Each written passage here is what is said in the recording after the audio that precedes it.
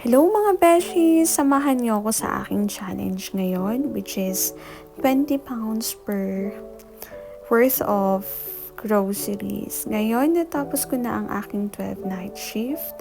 So, medyo pagod tayo ngayon. Pero okay lang kasi may 3 days off naman tayo.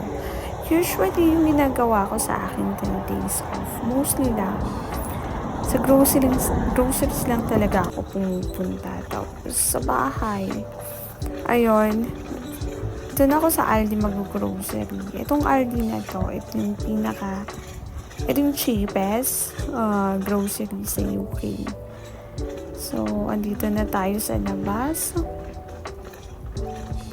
Buti maganda yung araw ngayon kasi dati talagang sobrang lamig noon. Nakakatakot lumabas. Kaya buti naman medyo okay na yung panahon ngayon.